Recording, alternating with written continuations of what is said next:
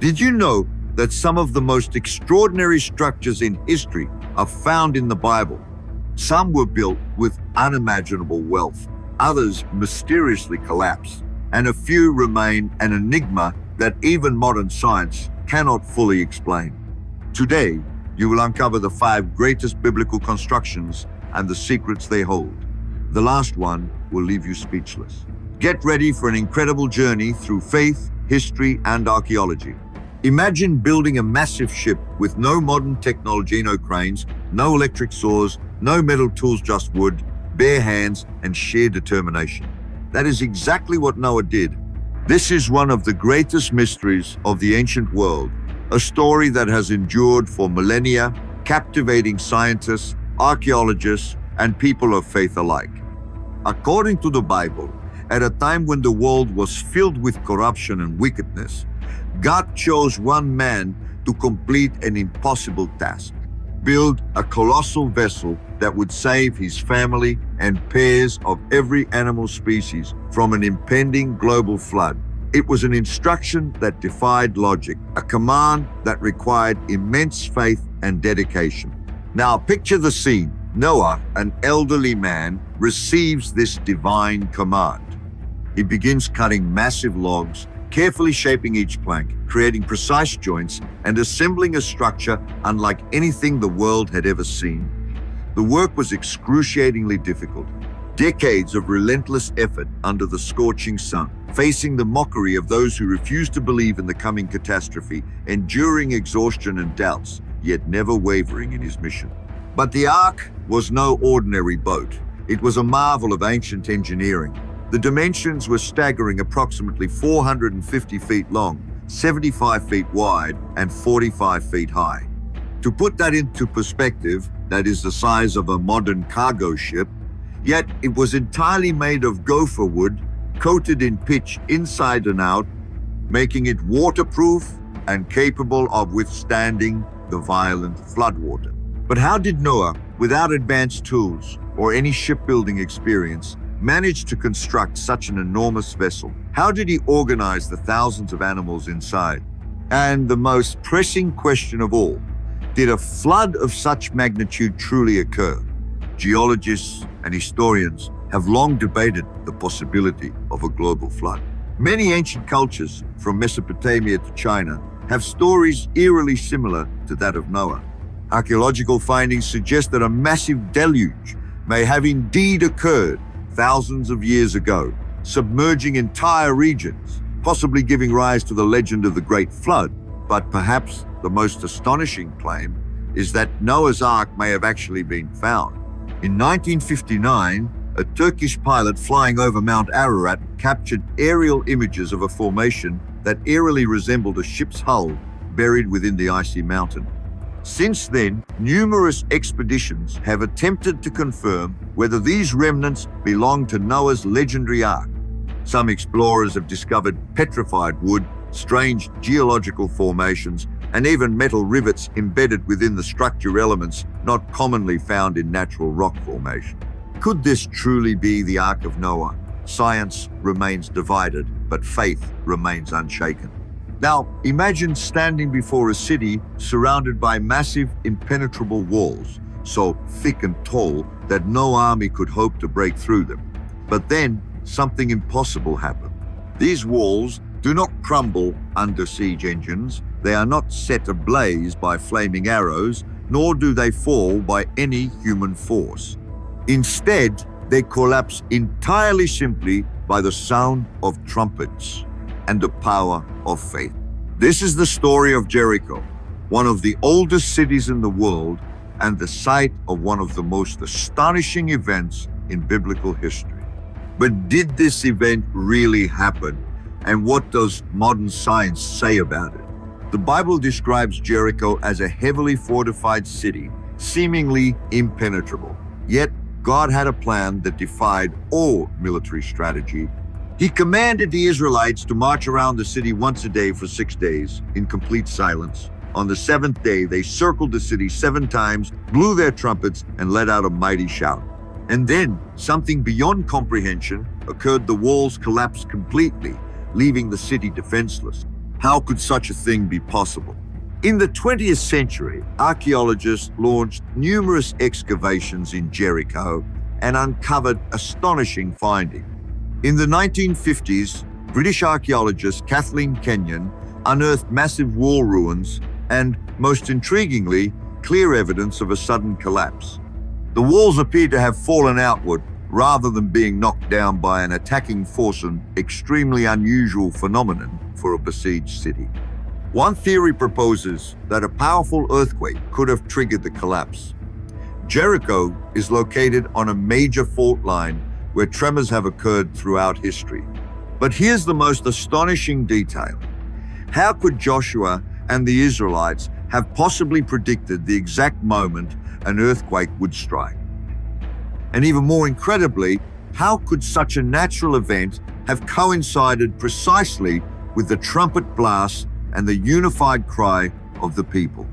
Now, imagine a structure so magnificent that its entire interior was covered in pure gold, its walls shimmering under the sunlight, creating a heavenly glow visible from miles away.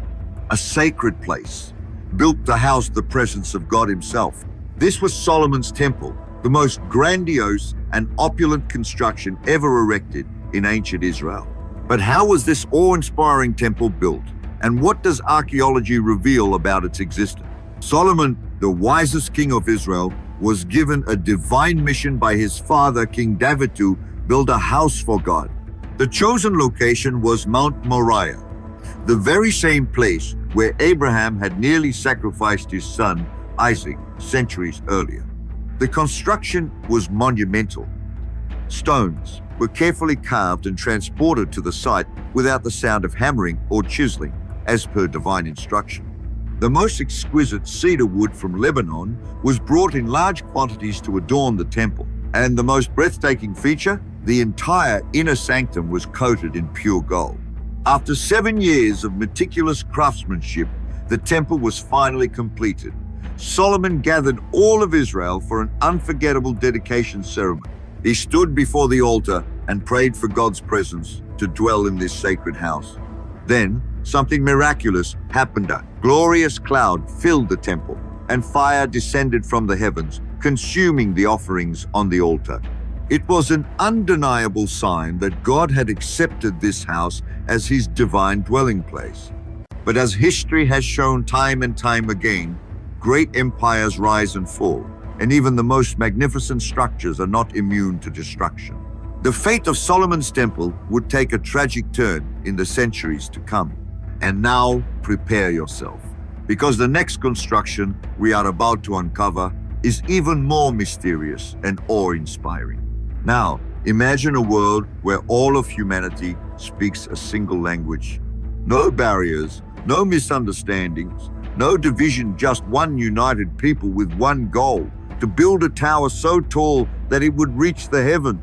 But instead of drawing people closer to God, this act of ambition provoked divine intervention. Something unimaginable happened. Their ability to communicate was suddenly shattered, and the great construction came to a halt, abandoned forever. But what was the Tower of Babel really? Did it actually exist? And what does archaeology have to say about it? The Bible tells us that after the great flood, the descendants of Noah began to spread across the earth. At one point, they settled in the plains of Shinar, a region that corresponds to present-day Mesopotamia. They had developed a groundbreaking technology for the time, baking bricks in fire and using bitumen as mortar, which allowed them to build stronger, more durable structures than ever before. With this new innovation, they conceived an extraordinary projected tower so immense that it would touch the heavens, serving as a monument to their own greatness. But this was not merely an architectural achievement. It was a symbol of defiance, an attempt to elevate themselves to divine status. Come, let us build ourselves a city with a tower that reaches to the heavens, so that we may make a name for ourselves and not be scattered over the face of the whole earth. Genesis 11-4. Their goal was not to honor God, but to establish their own legacy of power and control, and God saw their intentions. Recognizing the pride and arrogance behind this endeavor, he took drastic action. Rather than destroying the tower with fire or a flood, he struck at the very core of their unity language. Suddenly, people could no longer understand one another. Workers gave instructions that were misinterpreted. Laborers attempted to communicate, but could only hear incomprehensible sounds. Picture the Kyosa builder asks for bricks, but his partner hands him water. The master architect gives orders, but no one understands what he is saying. Arguments break out, confusion spreads, and within moments, an entire civilization collapses into disorder. The once mighty project, which had promised to reach the heavens, was abandoned. The people, now divided by language, scattered across the earth, forming the various nations and cultures that exist today. But was this event just a myth? Or is there evidence that the Tower of Babel was real? Many scholars believe that the biblical account of the tower may have been inspired by real ancient Mesopotamian structures known as ziggurats, massive step pyramids used as temples. The most famous of these was the Etemenenki, a towering structure in ancient Babylon dedicated to the god Marduk. Inscriptions found in Babylon refer to it as the temple that binds heaven and earth, a strikingly similar description to that of the Tower of Babel. Historical records suggest that the Etemenanki was built, destroyed, and rebuilt multiple times before finally being abandoned. Could this have been the original tower described in Genesis? There is no definitive answer, but the parallels between the biblical account and ancient Babylonian history are striking. Now, think for a moment, what are you building in your life? Are you constructing something for the glory of God or for your own pride? If you want to dedicate your life to something greater than yourself, say these words aloud. Lord, I want to build my life upon you. But this is not the final construction in our journey, because the next structure we will explore is one of the most mysterious, tragic, and significant in all of biblical history. Imagine living in a time when your people had been ripped from their homeland, exiled into a foreign empire, and forced to watch as the most sacred place in your faith was reduced to ruins. For the Jewish people, the destruction of their temple should have been the end, but instead, it marked the beginning of an incredible story of faith, resilience, and restoration. The Second Temple of Jerusalem was not just a building, it was a symbol of hope, a declaration that God's presence could never be erased.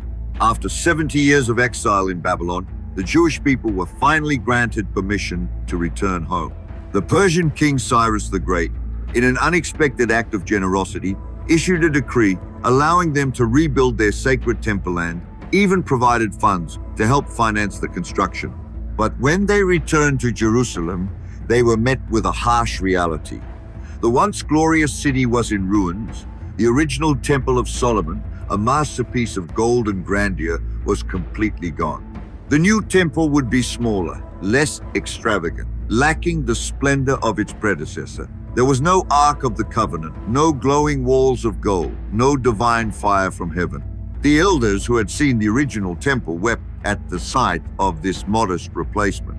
It seemed like a shadow of what once was. But then God sent a message through the prophet Haggai.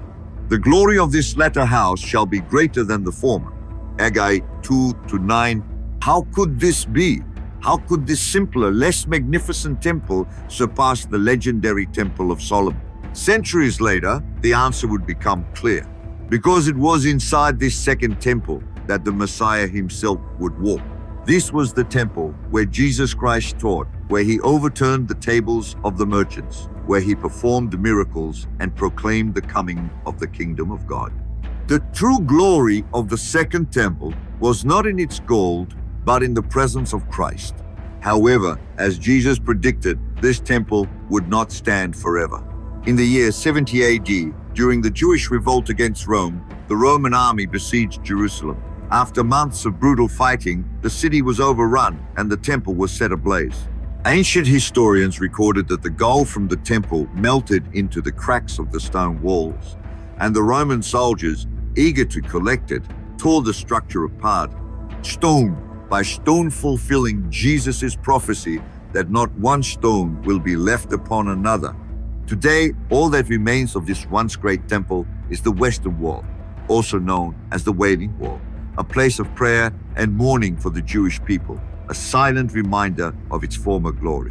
But the true meaning of the temple had already shifted, because when Jesus spoke of the destruction of the temple, he also said, "Destroy this temple, and I will rebuild it in 3 days."